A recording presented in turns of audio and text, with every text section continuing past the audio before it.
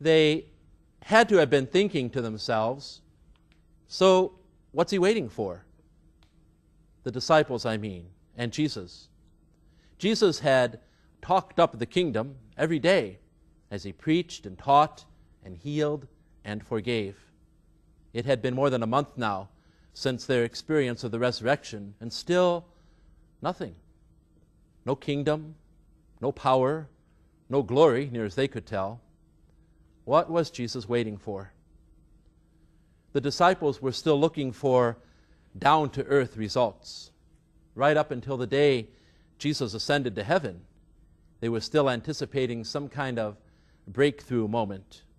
They wanted a definitive victory, the clear-cut, obvious triumph of Jesus over the bad guys. They want it for Jesus, they want it for themselves, and they want it now. They didn't really care how it happened, just as long as they were there when it happened. Still lacking the wisdom and guidance of the Holy Spirit, they could not and would not understand what Jesus had been saying all along. The kingdom is already among us.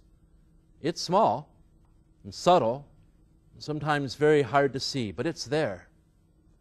The point of being a disciple was not to get to be part of the victory parade of Jesus Christ. The point was to make that kingdom happen a little more, little by little, day by day.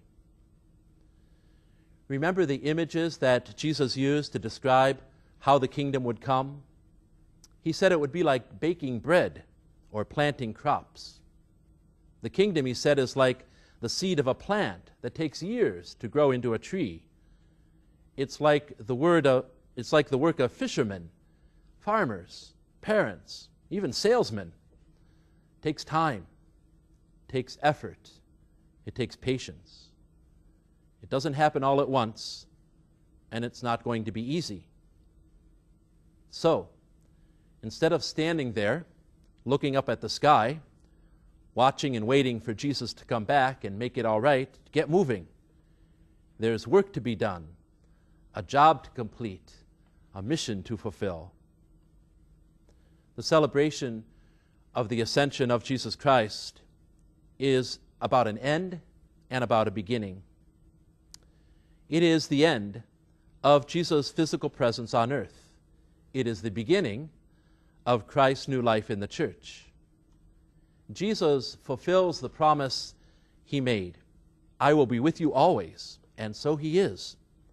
Always present in the words and actions of his followers, in our sacramental life for sure, as we celebrate baptism, share the Eucharist, anoint the sick, forgive wayward sinners. And Christ is also present in the day-to-day life of his followers too. Christ is alive in the works of mercy, feeding the hungry, giving shelter to the homeless, and visiting the sick.